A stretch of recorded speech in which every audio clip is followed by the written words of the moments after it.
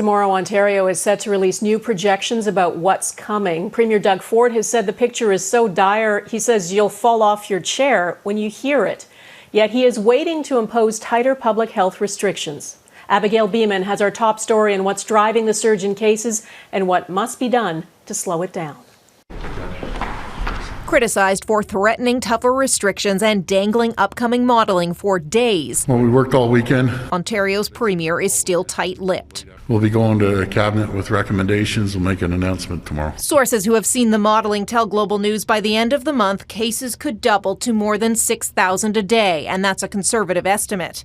There are 387 people in Ontario ICUs. By early February, that could reach between 750 and 1,000, aggravating a real capacity problem. And sources say the number of daily deaths could more than double, reaching 100 a day by the end of February. We've been watching percent positivity. All of a sudden, after the holidays, we saw sudden increases in a whole bunch of health units, which suggested that it's not just an isolated thing, but there was much widespread gathering that must have happened over the holidays. Ontario says it will announce new restrictions Tuesday. Some say, much like announcing the province-wide lockdown days before enacting it, that's too late.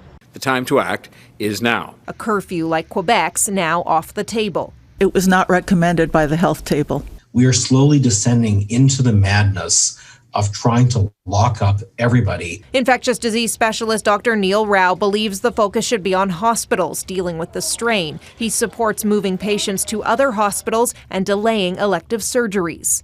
It's bad to delay care, but if it's a short-term fix, that's what we do. We can look at hiring retired nurses and doctors if we're short of people.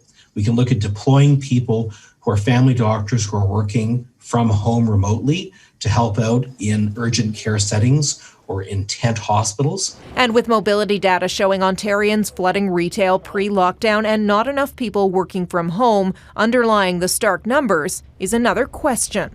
I don't think we know yet how much of this is due to the UK variant. The genome sequencing needed to detect the UK variant takes much longer than a typical COVID test, up to 2 weeks. Public Health Ontario has developed its own PCR test, which can detect both the UK and South African variants in an effort to speed up the process and try to answer questions about Ontario's surging cases. Abigail Bimman, Global News, Ottawa.